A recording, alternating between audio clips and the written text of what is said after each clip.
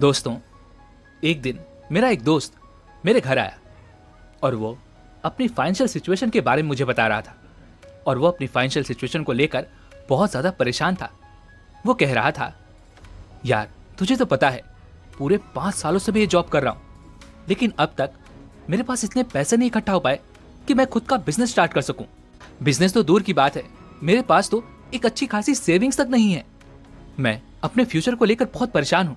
मुझे समझ नहीं आ रहा कि मैं क्या करूं।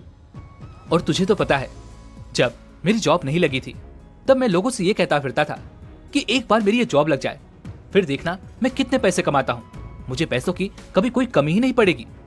लेकिन आज मैं जब वो वाक्य याद करता हूँ तो शर्म से मेरा सर झुक जाता है।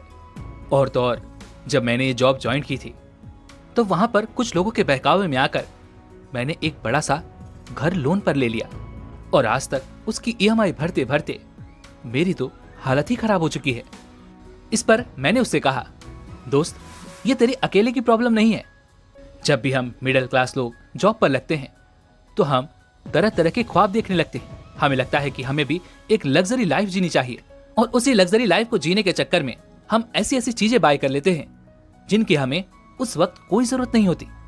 और जो गलती तूने की है, यही गलती हम में से अधिकांश लोग करते हैं और इसी कारण वो एक मिडिल क्लास ट्रैप में फंस कर रह जाते हैं, जहां से निकलना उनके लिए लगभग नामुमकिन सा हो जाता है। इस पर मेरे दोस्त ने मुझसे कहा, यार वे अमीर लोग ऐसा क्या करते हैं जो वे लोग इतने सारे पैसे कमाते हैं, और हम लोग वैसा क्यों नहीं सोच पाते, हम लोग उनकी तरह एक्शन क्यों नहीं ले पाते। इस पर मैंने कहा, आज जितने भी सक्सेसफुल लोग हैं जिन्हें तुम जानते हो, वे सभी लोग अपने जीवन में कुछ खास स्टेप्स को फॉलो करते हैं और उन्हीं स्टेप्स को फॉलो करके वो अपने जीवन में एक अच्छी खासी वेल्थ क्रिएट कर पाते हैं। मेरी ये सारी बातें सुनने के बाद वो और ज्यादा क्यूरियस हो गया। वो ये जानना चाहता था कि आखिर वे कौन से स्टेप्स हैं जिन्हें फॉलो करके वे सभी अमीर लोग इतनी जल्दी अमीर हो जाते हैं। इस पर उसने कहा, अरे भाई जब इतना बता ही दिया है तो ये भी बता दे कि वो कौन से स्टेप्स हैं।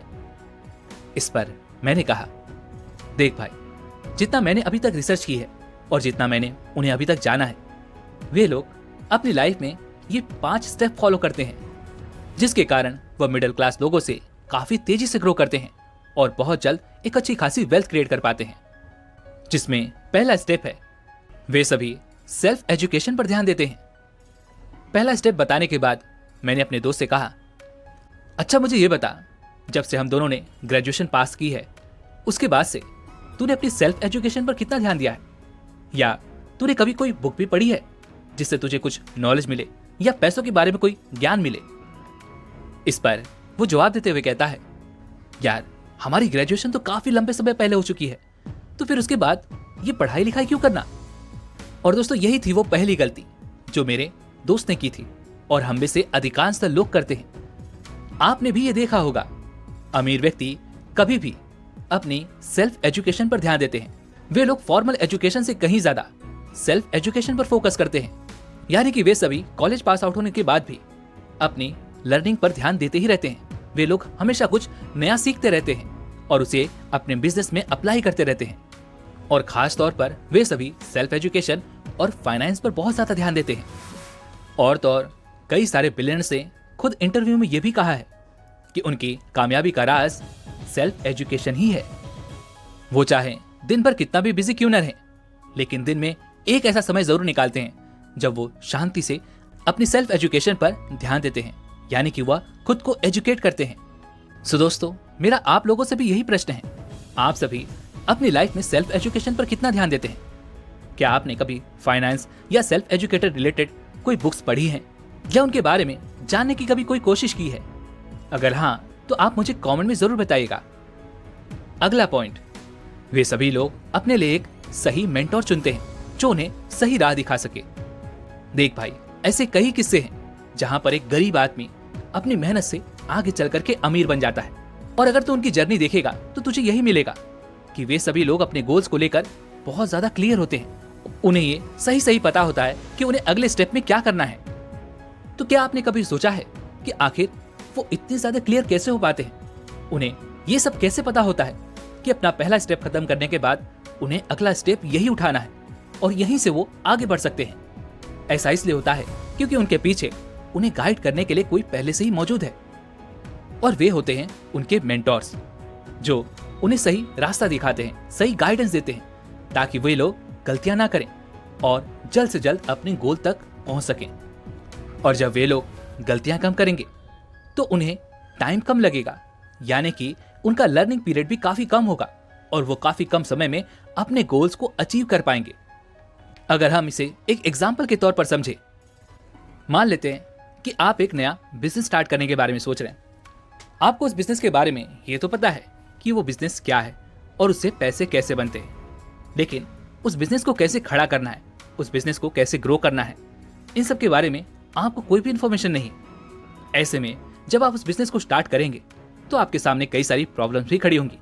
उन प्रॉब्लम्स को सॉल्व करना, उन्हें हैंडल करना, इन सब में आपको काफी सारा वक्त लगेगा और हो सकता है कि आपके काफी सारे पैसे भी लग जाए।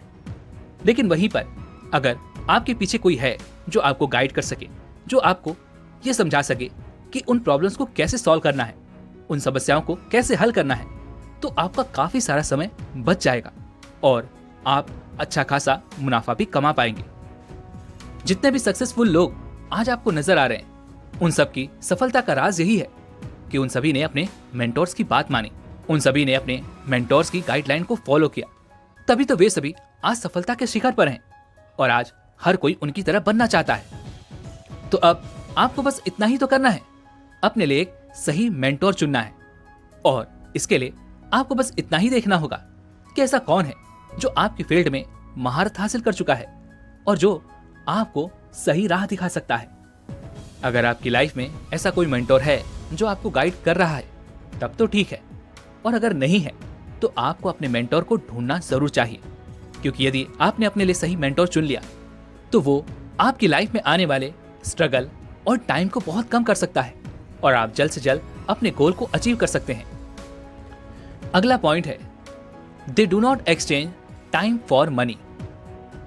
आगे मैंने अपने दोस्त से कहा, अच्छा मुझे ये बता, तू अपने जॉब पर कितना समय देता है और उस जॉब के बदले तुझे कितनी सैलरी मिलती है।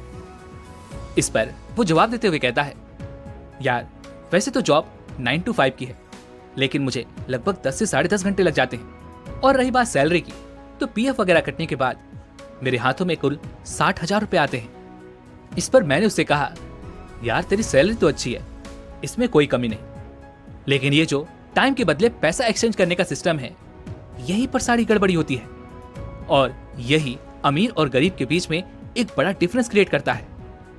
इस पर मेरा दोस्त कहता है, यार तेरे कहने का मतलब क्या है। यार देख, मैं तुझे कोई गलत सजेशन नहीं दे रहा, बल्कि मैं तुझे एकदम क्लियर रखना चाहता हूं। देख, तेरी सैलरी है 60,000 रुपए महीना और ये एक अच्छी सैलरी है और इसके लिए तुझे महीने भर काम भी करना पड़ता है, और देखा जाए तो ये एक एक्टिव इनकम सोर्स है और मैं नहीं कहता कि ये बुरी बात है। लेकिन अगर हम दूसरे पहलू की ओर देखें, भगवान ना करे कि अगर किसी कारण तेरी जॉब चली जाती है तो तेरे पास कोई भी इनकम सोर्स नहीं बचेगा। अरे भाई, तू ये सब क्या कह रहा है। अरे यार, मैं तुझे डिमोटिवेट नहीं कर रहा हूं, मैं तुझे बस एक सही राह दिखाने की कोशिश कर रहा हूं, मैं तुझे बस पॉसिबिलिटीज बता रहा हूं, और ये तू भी अच्छी तरह से जानता है कि जो कुछ मैं कह रहा हूं ये सच है। अगर हम हमेशा केवल एक ही इनकम सोर्स पर डिपेंड रहें तो इसके क्या परिणाम हो सकते हैं ये हम सभी अच्छी तरह से जानते हैं, और इसी कारण गरीब लगातार और गरीब ही होते जा रहे हैं, क्योंकि वे लोग केवल एक इनकम सोर्स पर ही डिपेंड रह जाते हैं। वे सभी अपने लिए कभी कोई और इनकम स्ट्रीम खड़ी ही नहीं करते। और वहीं पर दूसरी तरफ एक अमीर व्यक्ति हमेशा अपने लिए 3 से 5 इनकम सोर्स क्रिएट करके रखता है। वो कभी भी एक इनकम सोर्स पर रिलाई नहीं करता, क्योंकि वो जानता है कि अगर उसकी एक इनकम सोर्स बंद भी हो गई तो उसकी बाकी इनकम सोर्सेस चलती रहेंगी और उसे पैसों की कभी कोई कमी नहीं होगी। और यहीं पर हम में से अधिकांश मिडिल क्लास लोग गलतियां करते हैं। वे लोग केवल अपनी एक्टिव इनकम पर ही ध्यान देते हैं, वे लोग पैसिव इनकम सोर्स क्रिएट करने के बारे में कभी सोचते ही नहीं। लेकिन मैं आपसे बस इतना ही कहना चाहूंगा कि जब भी आप खाली बैठते हैं तो उस समय आप उस खाली समय का इस्तेमाल कैसे कर सकते हैं, इस बारे में सोचना सीखिए। कैसे आप अपने लिए एक और अलग इनकम स्ट्रीम क्रिएट कर सकते हैं, इस बारे में सोचिए। ताकि आप एक की बजाय मल्टीपल इनकम स्ट्रीम खड़ी कर सकें और आपको भी कभी पैसों की कमी ना हो। अगला स्टेप कहता है दे बाय स्ट्रैटेजिकली।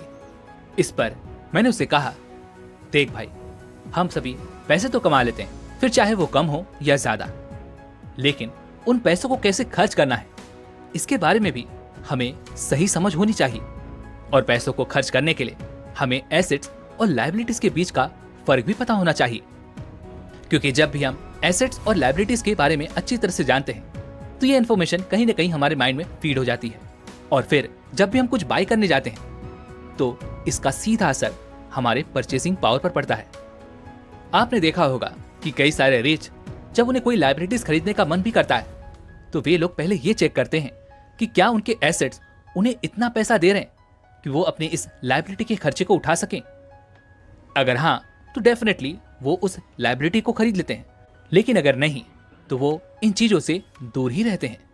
और वो तब तक दूर रहते हैं जब तक कि उनके एसेट्स इतने काबिल ना हो जाए कि वो उस लायबिलिटी का खर्च आसानी से उठा सकें। और देखा जाए दोस्तों तो ये कुछ गलत भी नहीं है। हम में से अधिकांश लोग यही गलतियां करते हैं कि उनकी जेब में पैसा हो या ना हो, वो केवल दिखावे के लिए कुछ ऐसी चीजें बाय कर लेते हैं जिनकी उन्हें कोई भी जरूरत नहीं होती। जैसे कि तूने गलती की, तूने मुझे बताया था कि जब तेरी जॉब लगी तो तूने शुरुआत में ही एक बड़ा लोन लेकर एक बड़ा सा घर ईएमआई पर ले लिया, जबकि तू ये जानता था कि उसके साथ साथ तेरे सर पर और भी खर्चे पड़ेंगे। उसके बाद भी तू पीछे नहीं हटा, बल्कि तूने वो लायबिलिटी खरीद ही ली। और यही कारण है कि आज तक तू उसका केवल लोन ही चुका रहा है।